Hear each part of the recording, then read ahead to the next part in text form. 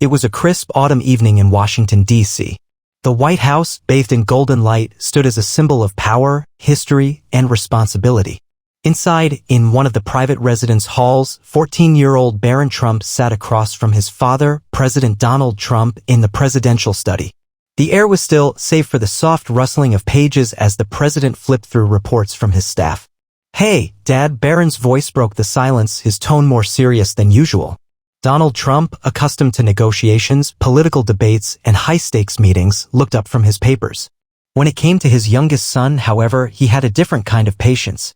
He put down the documents and leaned back in his chair. "What's up, kid?" he asked, his voice warm but curious. Barron hesitated for a moment, then took a deep breath. "Dad, what would happen if the United States stopped being the most powerful country in the world?" The question hit the room like a thunderclap. Donald Trump, a man who had spent his entire political career championing America's greatness, was caught off guard. He studied his son's face, trying to gauge if this was some school assignment, a casual philosophical musing, or something deeper. "What do you mean, Barron?" he finally asked.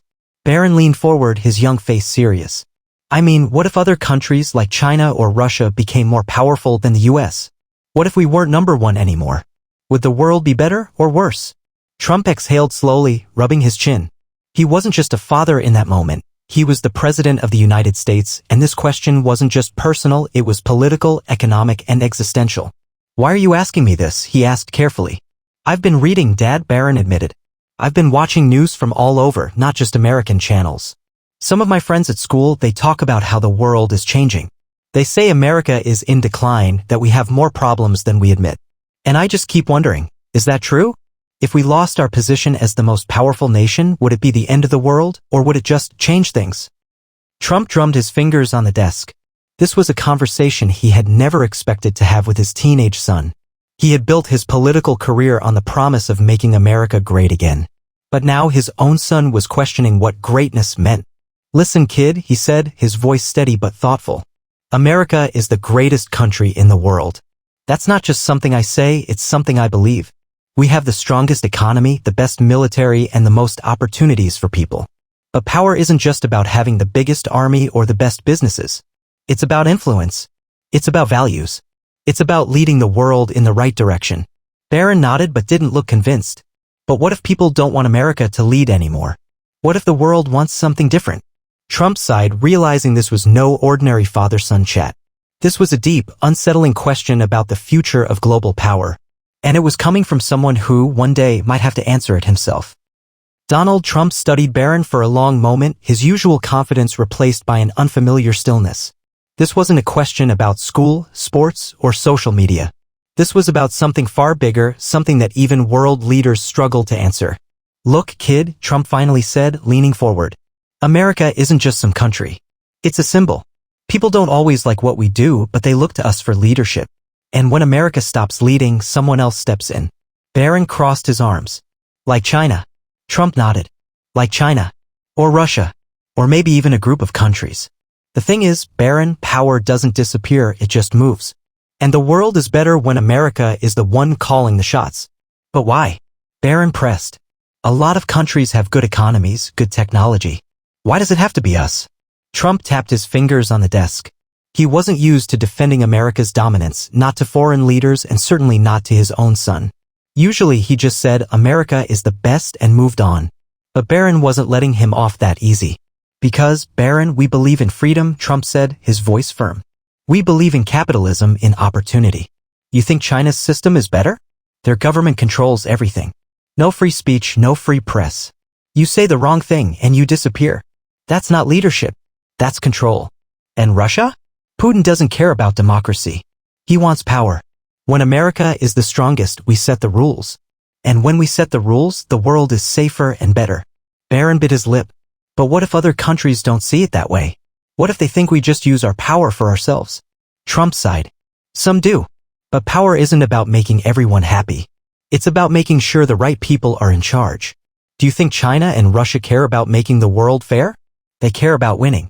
And if they win, you think they'll be kinder to the world than we are? You think they'll help smaller countries protect democracy, keep peace? No chance." Barron looked down at his hands.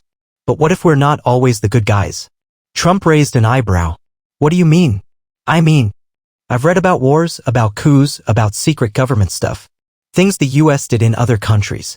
Some of it doesn't sound like we were protecting people. It sounds like we were just protecting our own power. Trump sat back, folding his arms. He had spent decades fighting the media, defending America's image, and countering critics. But now the criticism was coming from his own son. "Listen, Barron," he said, choosing his words carefully. "Politics is messy. Power is messy. It's not a fairy tale. Every country does things it doesn't talk about. You think China or Russia are honest about everything they do. The difference is, when we do something, at least it's in the name of democracy, freedom, stability. You might not always like how we do it, but trust me, if someone else takes the lead, the world won't like it either." Barron still looked unsure. "But what if the world wants to change?" Trump exhaled, rubbing his temples. "Then we have a choice. We can let things change, step back, and watch other countries take over. Or we can make sure that when the world changes, we're still the ones in charge of it." Barron was silent for a moment. "And what if we can't?" For the first time, Trump had no immediate answer. Donald Trump sat in silence, his son's question lingering in the air like a storm cloud. What if we can't? For all his years in business, politics, and leadership, he had never truly considered that possibility, not in a real, tangible way. He had always spoken about America's greatness as an unshakable fact, a constant force in the world. But Barron was asking a question that many in Washington whispered about but never dared to face head-on. Trump leaned forward, his fingers interlocked. "America doesn't lose, Barron. We adapt, we fight, we come back stronger. That's what we've always done." Barron tilted his head. "But what if it's not about fighting? What if the world isn't just about winners and losers? What if power can be shared?" Trump raised an eyebrow. "Shared? Like some group project?" "Kid, that's not how the world works. Every country looks out for itself first. The only reason we lead is because we make the biggest moves, take the biggest risks, and don't wait for permission." "But what if that changes?" Barron asked. "What if one day people don't care about who's in charge? What if technology, AI, and the internet make countries less important?" Trump stared at him. "What are you talking about?" Barron hesitated, then reached for his phone. "Dad, I've been reading about decentralization, things like blockchain, artificial intelligence, and global networks. What if, in the future, governments aren't the ones controlling power anymore? What if technology replaces leadership?" Trump narrowed his eyes. "You sound like one of those Silicon Valley guys who think robots are gonna run the world. Let me tell you something, governments, leaders, people in power, they don't just step aside for some fancy tech." Barron scrolled through his phone. "But what if they don't have a choice? Look at cryptocurrency, it's money without banks. AI is replacing jobs. People trust influencers on social media more than they trust politicians. What happens when the world stops looking at America, China, or Russia and starts looking at something else?" Trump drummed his fingers on the desk. "That's not how power works. Countries have armies. Governments control money. People need leaders." Barron shook his head. "Maybe for now. But what if leadership changes? What if people stop believing in countries? What if they start believing in systems, global ones, digital ones? What happens when power isn't just about nations but about who controls information?" Trump's face hardened. "Then we make sure we're the ones controlling it." Barron leaned back. "But what if that's not possible? What if the world is moving towards something no single country can own?" Trump was quiet. The idea of America losing its dominance to another country was one thing, but losing power to something bigger than nations? That was a future no one had planned for. Finally, he spoke. "If the world is changing, Barron, then we change with it.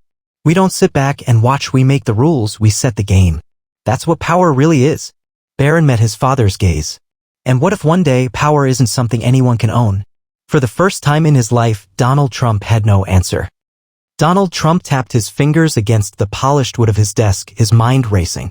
Barron's words had unsettled him, not because they were wrong, but because they touched on something no leader, no empire had ever truly prepared for. What if power itself was changing? He had spent his entire life mastering the game, real estate, media, politics. But what if the game itself was disappearing? "All right," Trump said finally, his voice measured. "Let's say you're right. Let's say the world moves past governments, past nations, and everything becomes digital, global, decentralized. Who wins in that world?" Barron exhaled as if he had been waiting for that question. "No one wins. Or maybe everyone does." Trump frowned. "That's not how power works, kid." "But what if it's not about power anymore?" Barron asked. What if people don't need politicians to tell them what to do? What if AI can solve problems better than governments? What if people start trusting a global system more than a president? Trump leaned forward. Let me tell you something, Barron. People say they want change, but when it comes down to it, they need leadership. They need someone to blame when things go wrong and someone to follow when things get tough. You think an algorithm can give a speech that inspires people? You think some AI system can lead a country in a crisis? Barron shrugged. Maybe not today. But what about 50 years from now? What if presidents don't exist in the future? What if people vote for an AI leader because it doesn't lie, doesn't get emotional, doesn't have scandals? Trump scoffed. And who builds that AI? Who programs it? People. And people have agendas. No matter how advanced technology gets, someone is always in control. Barron looked down at his phone. Maybe. But there's something else. Trump watched as his son pulled up an article. I read this the other day. Some people are already working on AI that doesn't belong to any government or corporation. It learns from the internet, from people, from history.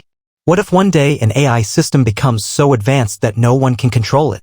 Not America, not China, not Russia. What happens then? Trump's jaw tightened. He had spent his presidency pushing back against foreign threats, media critics, and political rivals. But this was something different. A world where no country, not even America, could claim power? He didn't like it. That's not gonna happen, Trump said firmly. Because if something gets too powerful, someone will shut it down. That's how the world works. But what if they can't? Barron whispered. For the first time, Donald Trump realized that his son wasn't just asking what if, he was warning him of something inevitable. A world where power no longer belonged to nations. A world where no president, not even him, could stop what was coming. The study fell into silence.